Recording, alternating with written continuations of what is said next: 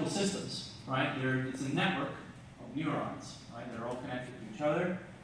Connectivity is key, and they perform computations. And so the way they do it is you combine signals. Signals travel through the network, either electrically or some other way, and then you combine them and perform some computation, and the outputs of that can be now transmitted through the network, from one type of neuron to another. That's the general idea. And this is what a real neuron looks like. So it's rather complicated, right? You study neuroscience or biology, you're familiar with this, but there's a general structure. You have these synapses and terminals, and you have nucleus and cell body and dendrites and all these other interesting things. So they look pretty complicated, but in machine learning, this is not really what a neuron looks like. Okay, we're gonna be inspired by this structure or structure of neural network. We're gonna define a mathematical variant of this, okay, which we're gonna use. So to sort of continue this analogy, in a human neural network, the time for the switch, neuron switch time is a very, very small fraction of a second. So go like that. And we have about 10 to the 10 neurons. Not it depends on the species and all, but we're talking about humans.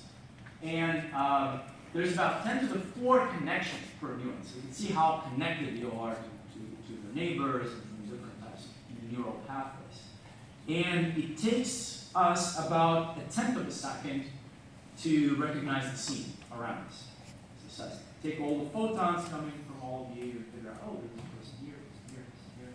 This is something time. Now, the artificial neural networks also have many switching units, many weighted area connections. They're highly parallel and very distributed. Now, we're starting to approach some of those numbers, but we're not. Even some of the most complicated neural networks of today, the trillion parameter models are still approaching. We're not at a human level of the size of the network, but it's getting there. Now, the very first neural network, the very first idea, proto-neural network, is the perceptron. And as we mentioned before, this was Frank Rosenblatt in 1957. It's a very simple idea. It's just a collection of inputs, xi, and then a bunch of weights. So it's just a linear combination of inputs and weights. So it's w's multiplying the x's. That's it. Very simple. And then this produces an output. Okay? Now, this is where things start. So the logic of perceptrons is it's a step function, and you look at linear combinations of the inputs, and then you classify by the threshold. If it's above a certain threshold, classify in one class, and so on. Now there's an important rule that has to do with the perceptrons, and that's the Hedian learning rule. The idea there is that if the neurons are firing together, okay, that you should wire them together. Meaning that things that communicate, you should strengthen, right? So as you know, in the real neural pathways get strengthened as they're active. If there's a lot of signals happening through strong, it's not used, and so on, then it shouldn't.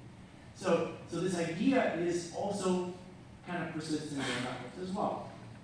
And the original ones, they use the linear decision model. However, this linear model had some problems. This early 1960s led to the very first neural network winter. There's been a few winters now.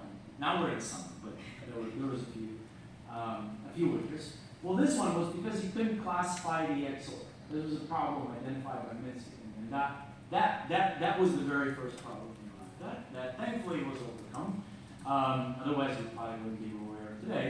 But this goes back to this linear decision combination. So we have to go away from that to go forward. One thing we can do, even with these guys, this very simple linear guys, we can actually stack them. We can stack these perceptrons, and then we end up with what is called a multi-layer perceptron, which is a very, very basic neural network. Just a bunch of stacked perceptrons. Right? That was one of the first neural networks. So, all right, so that's where things started. Now let's go through the general taxonomy of the neural network. We're going to start with a very basic variant, a fully connected network that everything's connected to everything. It's not what you mostly find nowadays in specialized neural networks, but let's start with the very basic. Think of it as a multi-tool that works everywhere. So, what does it look like? So first of all, these circles represent different types of neurons. There are three types. There are three general types. The input ones, that's where the data comes in. They don't do anything. They just transmit the information as it comes. So the input comes, you pass it along. Next, we have the ones in cyan of light blue. And these are, hidden neurons. They're called hidden because now they're in between the input and the output. They're in the layers in between. You have multiple hidden layers. 1, 2, 3, 10, 1,000, million, whatever. Now any neuron in that layer is called a hidden layer neuron. Now each of those receives information from the input layer. Okay, notice now there is a connection. This connection is called the synapse. It's represented with a line, but in reality it's a weight. It's a number, it's a tunable parameter, something that you can adjust as you need. Okay, and we will adjust them as needed. Now, even there, so the information comes from the input, it arrives to this neuron.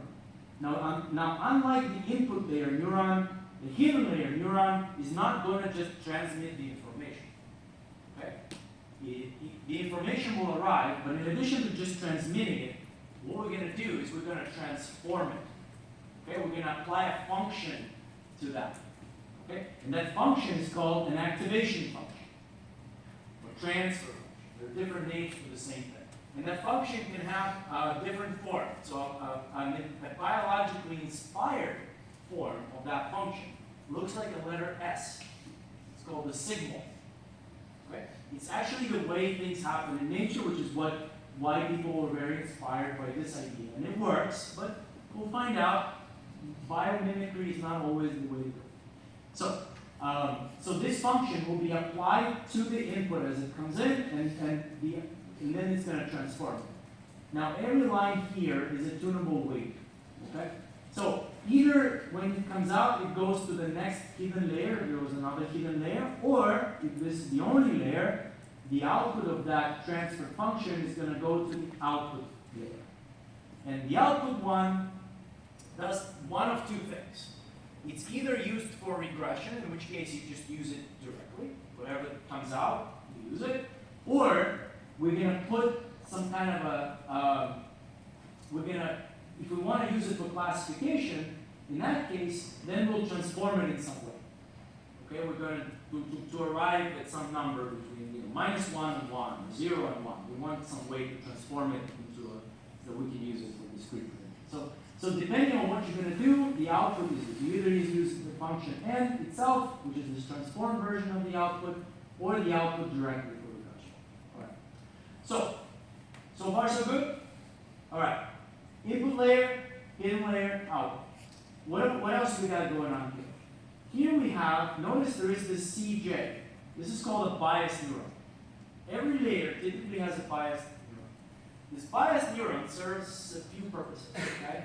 First of all, notice that it's not, it's a little bit different because it's got, you can think of that as sort of like a constant offset. Okay? Now, we'll talk about in a moment why it's useful, but it's usually present and it serves a function. Now, so what is this thing in the end? Right now, we're not going to talk about how to train. We're going to get there in a second. Let's just understand how to process it. Inputs come in, they get multiplied by some numbers. These are the weights and the synapses. You get to the hidden layer neurons. Then you get the information passes through. You apply a function to it, and then now that goes to the output, and then you sum the whole thing in the end, and then you end up with a function. So ultimately, a neural network, and all neural networks are functions. There are certain types of functions, but they're functions.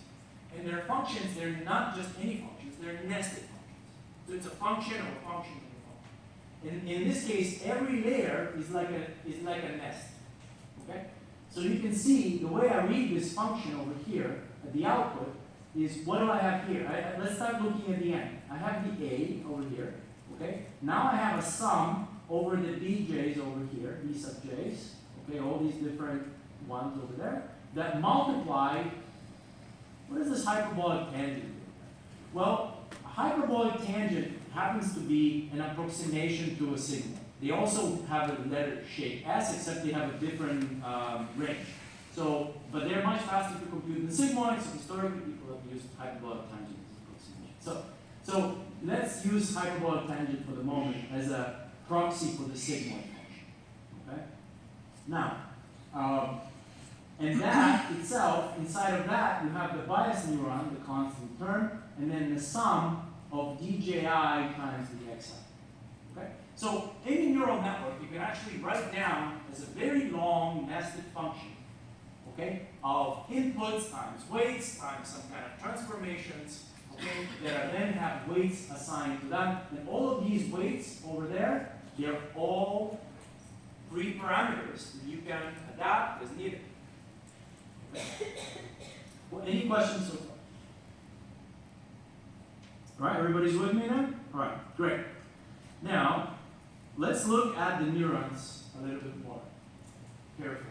So it's the same thing, by the way. Same representation, inputs, there you have the sigmoid, there's the bias term over there, right? Looks like that. So what is this sigma over here? The transfer function, in this case, could be identity for the input. Just pass it through. Come in, train station. You know, a train comes, a train leaves. Well, okay, let's assume nobody got on the train. Just passes. Now here, there are different types of things. Sigmoidal one is basically 1 plus e to the minus x 1 over that. That's the sigmoid function. That's the S shape. That's the biologically inspired ones. Okay? That's what we have to remember. Or it could be also hyperbolic tangent. Also sort of S-shaped line. Also biologically inspired. And then there's also a simpler version called a rel U. And that one just a maximum of x. All right, so it's just x, but it's 0 in the negative, everywhere 0, and then it's just x in the positive. All right, very basic.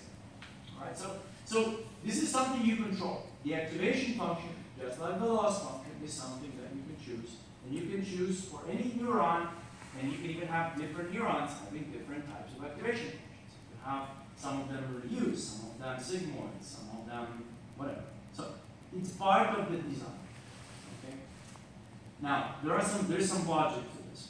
So let's look a little bit more at these activation functions because there are certain properties that are important. Notice these are the two S-shaped ones we talked about. Blue is the hyperbolic tangent. Notice it's got a different range, -1 to 1, but still an S shape. Okay. Then there is the sigmoid in green, S-shape, but now between 0 and 1. And then there is the rel U right here in the purple. 0 in the negative, and then just a constant value going up with a constant slope. And there's a step function just for that. Now, this is all good, but here's the key part. Okay? They differ in their behavior at the edges. Right? They're not the same. So it turns out that the biologically inspired ones, the sigmoid and the hyperbolic tangent, have a certain undesirable behavior, not in the function itself, but the derivative of the function. Okay? Look at what happens in the derivative. The S-shaped ones, the blue and the green, what happens out here? This goes to 0. So they vanish. Okay? And that's potentially a problem. While on the other hand, okay, this one's not defined exactly with 0, but it's defined everywhere else. So this turns out to be important. We'll see in a moment why. Now let's talk about how to train a neural network, a general neural network. So the weights are adjustable. That's the very first. The second thing is we can compute. What we're going to do is we're going to compute the neural network. We're going to compute this function forward, left to right. So the inputs go forward. We compute everything just as we did before. We compute the function, the nested function. You get an output. Now, you get to the output. And now you use the loss function to evaluate. You look at the errors, where it makes the errors. And now you see the errors. Well, what do you do now? Now, the errors are going to go back. So now we went forward, and now we're going to turn around and walk back. And as we walk back, layer by layer, we're going to propagate the errors backwards. Okay? So what that means is that we're going to compute derivatives or gradients. You remember from your freshman calculus, we're going to be computing partial derivatives and gradients. And what's going to happen is that we're going to compute the gradient, and based on the direction of the gradient, okay, we're going to want to minimize the loss function. So we're going to compute the gradient of the error with respect to that weight, and we're going to go and adjust that weight in the direction of that gradient. Right? So the gradients are the key. The derivative thing turns out to be. So it tells us in which way to adjust the weights to minimize the loss function. Okay, so we're going to try to do what's called gradient descent. Okay, so we want to minimize the loss function. We're going to do it by walking effectively down in this gradient space. And we're going to do it for all the layers, all the weights that we have. And then, there's a classic paper that explains back propagation. If you like reading the classics, like I do, you may want to look at this paper from Jeff Hinton. I'll explain this idea. So now that we've done a forward pass and a backward pass, that defines one epoch, one training epoch. Do we end there? Typically not, because now at that point we adjusted the weights. Now we've done something.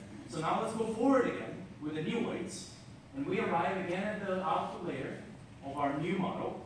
And once we're there, what are we going to do? Same thing again. Same thing we do every day, right? We try to take over the world. We try to train the neural network. And then what we're going to do is we're going to go ahead and propagate those errors, compute the gradients again with respect to that loss function, adjust the weights, and so on and so on. And then we're going to do it for a bunch of epochs. And hopefully, the error is going to be going down. That's the nature of training neural networks in general. Now, as I mentioned, this requires gradient descent. Okay? So what is gradient descent? It's an iterative algorithm. It's an optimization. This also has a connection to the optimization theory. And the idea is that this thing is going to, we want to get to the minimum, the global minimum. It could be local minimum, but our goal, we're going to start somewhere, we're going to walk down in this sort of parameter space. We want to get to the lowest errors that we can. So what we're going to do is we're going to measure local gradients of the error function and follow whatever the steepest way to get down. Right? And with every step, we want to decrease this function, and the goal is until the thing converges. And there's many ways to do it. There are different hyperparameters to this. For example, how big is the learning step? What is the learning rate? How much does it respond to that? There are many hyperparameters. But eventually, we want to reach the minimum. Don't pass the minimum, and if you pass it, go back. So there are different optimizers. But that's the general idea. And you can do this very, very nicely because of outer differentiation. So forward pass, layer to layer, use the loss function to measure, and then back pass, compute the gradient with respect to error for every weight, and the bias term until you reach the thing. Use the chain rule. This is the key part. Remember, we have to use the chain rule because it's a function of a function, right? So when we want to do a derivative inside of what's inside, we also have to do another derivative. And this is why the biologically inspired sigmoid fails. Why does it fail? It fails if we have a deep enough network. So it doesn't fail at all if your network is shallow. Shallow meaning, let's say, 2 layers. Anything above 3, we're going to go. Suppose you have a 5-layer neural network, or a 50-layer neural network, whatever it might be. Imagine that you're going to have to compute a chain rule derivative of a nested 50 nested function that's nested 50 times, right, like that. And what happens is that every time you go inside, you have to take a derivative. So what that means is that now you're going to have a derivative multiplying a derivative multiplying. So what's going to happen is if you have a small number, or a number less than 1, you have a number that's less than 1, multiplying another number that's less than 1, by the time you do it 3 times, 4 times, it's 0, or it's negative. Now what happens if the gradient goes to 0? You're not learning it, because gradients are what we're using to adjust the individual weight. So if my gradient is dead, I can't learn anything. So I can even in the 90s, or about the 90s, right? You could have written down a very deep neural network, but you wouldn't be able to train it. And the reason was the sigmoid. Well, one of the reasons. There are a few other reasons. But okay, the major one was this one, and it's called the vanishing gradient problem. And some people just said, forget these neural networks. You know, who needs them? We've got decision trees and others that random forests, and they all work about the same. And that's kind of what this was another AI project, by the way. But there were a few people like Jeff Hinton and others that persisted and said, no, that's not the neural networks. It's not that. There's something that we're doing that doesn't make sense. And it turned out that it was one of the things was actually the reliance on the signal, which is, by the way, a word of caution, right? Because many things we do oftentimes are inspired by nature. It's a non-natural thing. You know, look at helicopters and planes and so on. It's normal. But it turns out that there is a limit to this idea. And here, maybe the history is still to be written. Maybe the sigmoids will have a comeback and there's some hidden property that we don't miss somewhere along the line. But today it looks like this was actually a dead end. It works, but it cannot work well enough. It couldn't work well enough to get to where we are today. So to go forward, we had to abandon them and actually go to these other ideas like Grell used that we mentioned earlier that have well-defined derivatives that don't vanish and so on. And then most of the modern types actually rely on other types of activation models. Although sigmoids are still quite useful at times in specific layers, specialized layers are also in the output. So they're not completely gone. They're still useful. But be mindful that sometimes, you know, we all follow one road and people don't question, right? And it took a few people to question. You need to always question your assumptions. I would certainly leave you with this idea. Question all assumptions, even the stuff I'm telling you. Don't take it as truth until you think about it, try it, question it. Don't 100%, you know, just believe it because somebody said it. So this was actually an important history lesson too in this case, because the deep learning revolution of the past decade would not be possible if we use the same approaches for decades before. So with that said, let's unroll this a little bit and keeping it still general. So we're going to use gradient descent, right? We're going to update these weights with gradients, chain rule, and all this good stuff. But what is really unique and special about neural networks? First of all, even the general types that we talked about. They are special. Why are they special? So there is a well-known problem which was posed by Hilbert. Right? And this problem was, he actually posed it as a challenge. He thought, and so he said, prove this conjecture that it's impossible to do this. It's actually impossible to actually have a function or other functions in terms of that. Well, it turned out that this particular problem was completely disproved by Kolmogorov in 1957. He proved this thing wrong, and it turns out that we know today that the functions of this exact form, the neural networks that we're talking about here, they can be used to give you arbitrarily accurate approximations. They're universal approximations. Okay, you just need a 1, 2 layers, sometimes even 1 layer neural network, and you'll be able to approximate the function as a theory. The question is how many neurons, how big, right? And you may ask, well, why do we even need deep neural networks if all you need is just 1 layer neural network? Well, why go deep? Well, it's also for that reason, because it also doesn't scale very well. So going long, so to speak, is very computationally inefficient. On the other hand, you may be able to build a smaller network, but deeper network that reaches a similar level of performance. That's why we're talking about deep learning. It's a computational shortcut. It's not because it's somehow more powerful than just a smaller, shallow neural network that's long enough. It's not true, but it's much more computationally efficient, potentially. That's why we do that. Now, but in general, these functions are very accurate. In fact, there's a very new family of functions that I don't really have time to talk about today, maybe tomorrow. There's a new type of a competitor. There hasn't been a competitor to multi-layer perceptrons in a long time, until recently, this year. There's a new type of a model that just came out. It's not a transformer.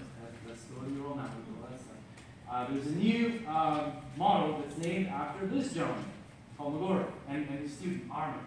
So there are these Kolmogorov Arnold networks, CANs, and there's something interesting about this. So I might tell you a little bit about them tomorrow. But in any case, until recently, there's been no competitors. But it turns out there's a whole class, a whole family of functions that could be used as these universal classifiers. And neural networks have been. Any questions? Yeah. Do you guys speak well?